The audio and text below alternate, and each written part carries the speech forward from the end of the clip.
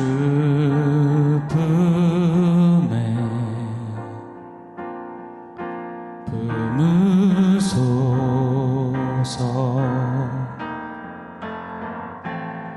능력에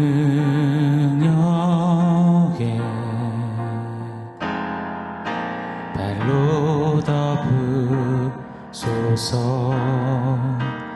거친 파도 날 향해 와도 주와 함께 날아오르리. 폭풍 가운데 나의 영혼 잠잠하게 주를 보리라. 주님 안에 나 거하리.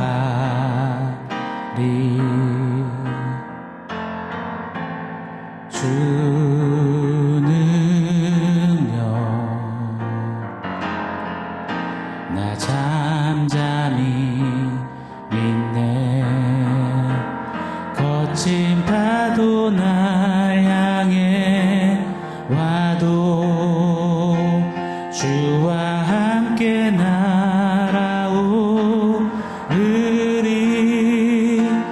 폭풍 가운데 나의 영혼 잠잠하게 주를 보리라.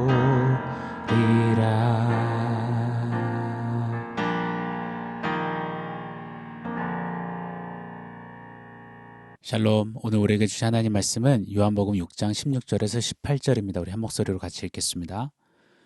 저물매 제자들이 바다에 내려가서 배를 타고 바다를 건너 가버나움으로 가는데 이미 어두웠고 예수는 아직 그들에게 오시지 아니하셨더니 큰 바람이 불어 파도가 일어나더라. 아멘. 우리는 누구나 밤을 맞이합니다. 그런데 그 밤이 영원할 거라며 밤이 왔기에 이제는 소망이 없다 포기하지 않습니다. 왜요?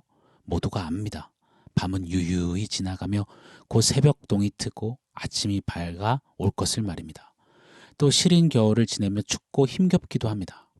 허나 기대합니다. 이제 곧 노란 새순이 돋고 만개한 벚꽃은 살랑이는 봄바람을 타고 눈꽃송이를 떨어뜨릴 것임을 말입니다. 습한 장마에 눅눅한 여름, 그 지긋지긋한 무더움, 허나 기대합니다. 선선하고 청명한 천고마비의 가을 내음을 말입니다.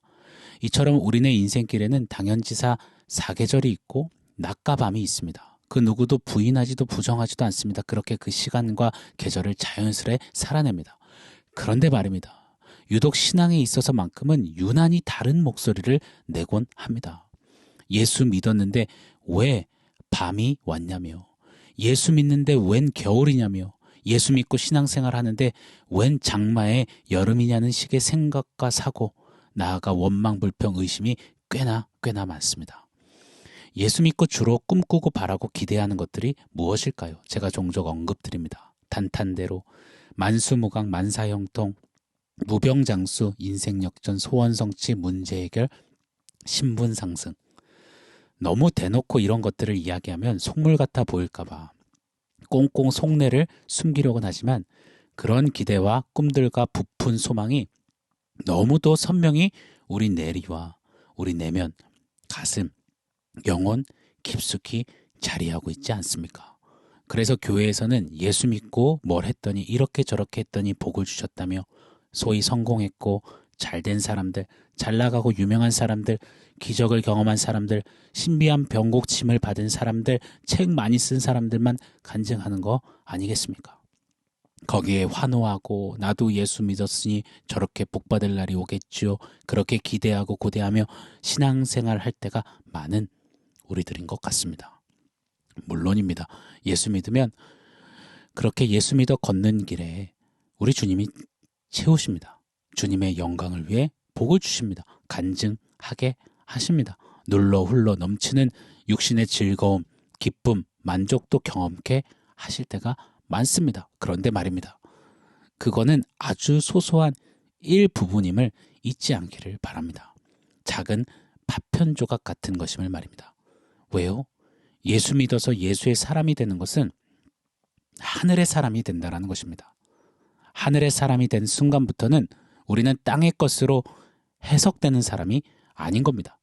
땅의 것에 일희일비하고 그걸로 예수님이 복을 주셨네 아니네, 예수님이 살아계시네 아니네, 예수님이 이러쿵저러쿵 하는 마치 장님 코끼리 더듬듯 하는 사람들이 아니라는 겁니다. 이 땅에서 부단히 하늘의 원리, 하나님 나라의 비밀을 배우고 익히고 채우다가 영원한 천국에서 영원히 사는 것, 그것이 바로 예수 믿는 우리의 가장 중요한 정체성이요 방향성인 것입니다. 자, 질문 드려볼게요. 예수 믿으면 풍랑이 있을까요? 없을까요? 예수의 사람이 되면 나를 통째로 집어삼킬 만큼 집채만한 파도가 올까요? 안 올까요?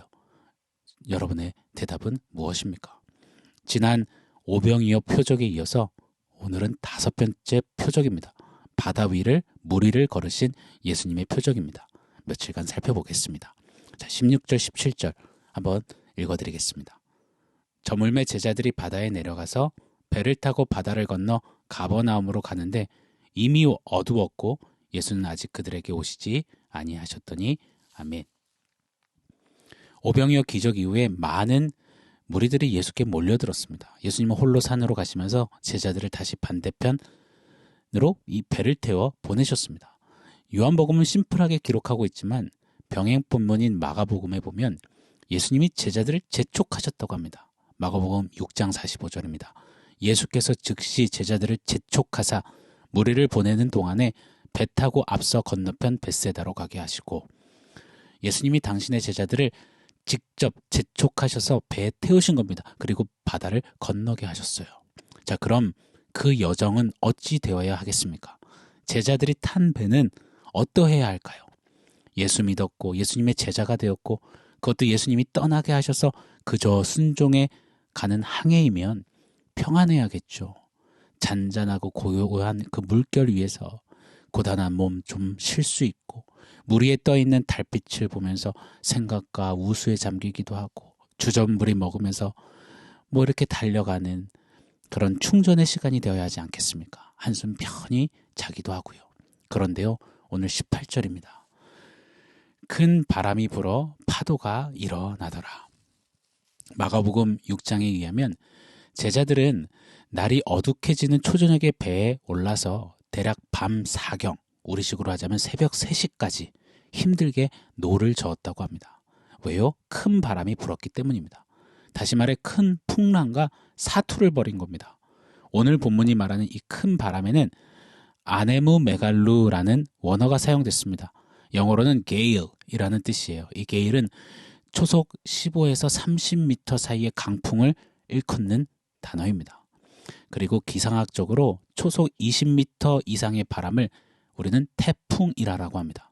그러니까 지금 제자들은 바다 한가운데서 태풍을 만난 거예요. 조그만 나무배 위에서 생과 사를 오가는 지금 싸움을 혈투를 벌이고 있는 겁니다. 제자들 대부분은 바다라면 일가견이 있는 능숙한 어부 출신들입니다. 갈릴리 바다 지형에도 또 파도와 풍랑의 형세에도 바삭했던 이들입니다. 그런 제자들을 속수무책으로 만드는 죽음의 공포마저 느낄 정도의 태풍이 그들을 덮친 겁니다.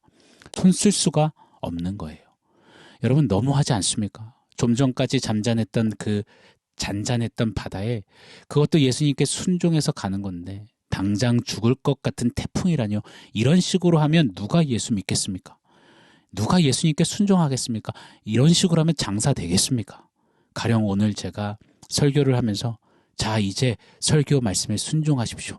순종하시면 태풍이 덮칠 겁니다. 여러분 그렇게 설교하기도 어려울 뿐더러 그런 설교를 듣노라면 누가 좋아라 하겠습니까? 저희 바이탈교회 너튜브 채널 구독 취소하시겠죠.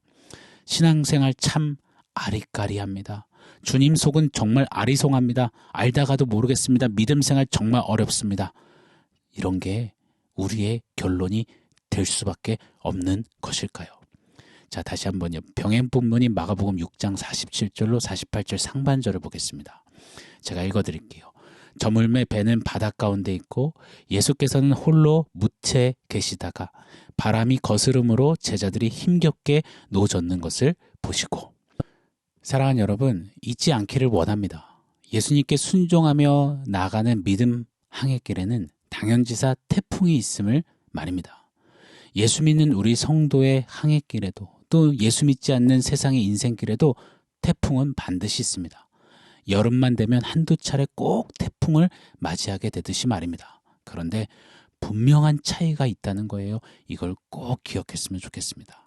바로 예수의 사람 성도가 예수께 순종하다가 태풍을 맞으며 나아가는 항해길. 그 항해길은 성도 홀로 고군분투하며 아둥바둥하는 길이 아니라는 겁니다. 읽어드린 말씀처럼요. 바람이 거스르는 것을, 제자들이 힘겹게 젖는 것을 예수님이 보시고 라고 기록합니다. 반드시 우리 예수님이 보고 계신다는 사실, 이것이 너무너무 중요한 핵심이요. 너무너무 중요한 은혜입니다. 며칠 더 살펴보겠지만 우리 예수님은 풍랑 위에 제자들을 보고 계실 뿐만 아니라 그 태풍 속으로 함께 오사 친히 길이 되어주시고 구원이 되어주십니다. 고로 사랑하는 여러분, 우리의 기도는 태풍을 만나지 않게 하여 주옵소서, 태풍을 제하여 주옵소서, 태풍이 틈타지 못하는 성도, 교회, 자녀가, 세대가 되게 하옵소서, 이런 게 아니어야 할 것입니다. 어쩌면 그런 기도는 요행을 바라는 기도일지 모르겠습니다. 대신 우리는 이렇게 기도해야 할 줄 믿습니다.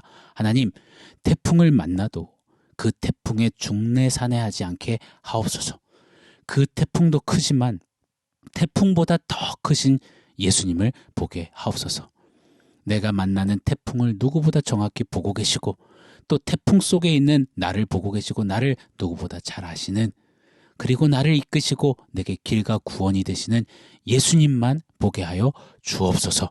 이렇게 기도할 수 있는 우리가 되어야 할 줄 믿습니다. 오 하나님, 이 풍랑 인연하에서 더 멀리 갑니다. 그리 노래했던 신앙 선배들의 고백이 우리 모두의 고백되게 하여 주시옵소서.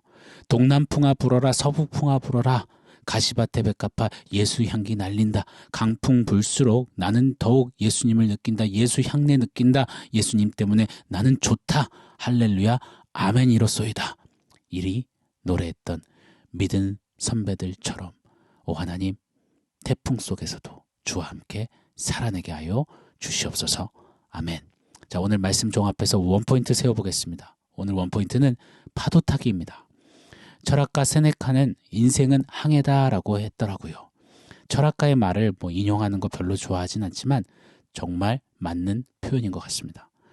모든 인생은 물결이는 바다 위를 항해하는 것임에 틀림이 없다는 생각이 듭니다. 오랜 시간 바다 위에서 파도와 폭풍, 심지어 태풍까지 숱한 위기와 어려움을 헤쳐나가는 항해야말로 우리네 인생길을 너무도 잘 묘사해주는 표현 같습니다. 우리 어르신들이요, 에고 인생은 풍파가 많어, 이 어르신들의 표현이 정답인 것 같습니다. 우리 신앙길에도 파도가 많습니다. 파도를 맞이하는 것은 우리나 세상 사람들이나 매한가지죠. 경제적인 파도, 질병의 파도, 관계의 파도, 이런저런 숱한 파도를 만나게 됩니다. 파도가 조금 거세고 거칠어지면 금세 가슴을 쓸어내리고 철썩 주저앉아 울부짖기도 합니다. 성도는 파도 없는 잔잔한 물가만을 지나는 자들이 아닙니다. 성도는 파도 타는 자들이 아니겠습니까? 파도 타는 서핑, 그 서핑에는 거칠고 무겁고 찰진 파도가 제격이라고 합니다. 그 파도를 타고 그 위를 한번 쭉 타본 그 맛을 본 사람들은 절대 그 서핑을 놓을 수가 없다고 하더라고요.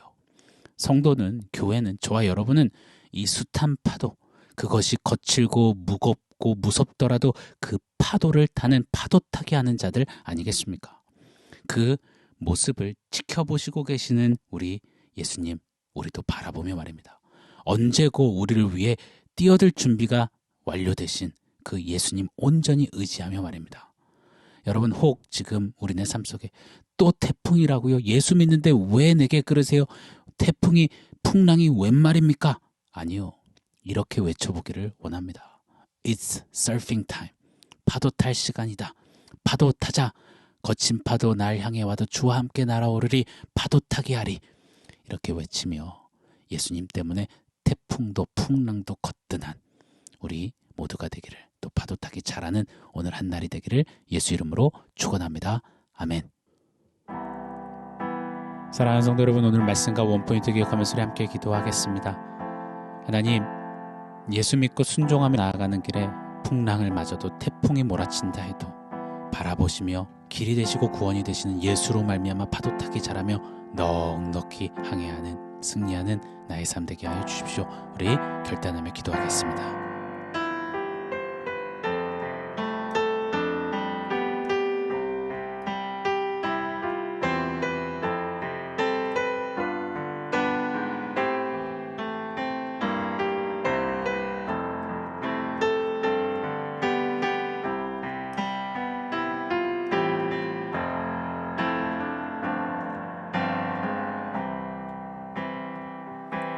하나님, 예수님 계시기에 동남풍이 불어도 서북풍이 불어도 우리는 만족하고 승리할 수 있음을 고백합니다. 예수 믿고 순종하는 그 길에 맞이하는 풍랑에 화들짝 놀라고 그것에 일희일비하는 우리가 아니라 예수님 보고 계시고 예수님 길이 되시고 구원과 생명이 되시니 이 파도, 이 풍랑, 이 태풍 인연하에서 더 멀리 갑니다. 주께 가까이 갑니다라고 고백하며 승리하는 우리의 신앙 걸음 되게 하여 주시옵소서. 오늘 한 날도 파도 타기 잘하는 우리 삶 되게 하여 주시옵소서. 예수님의 이름으로 기도합니다. 아멘.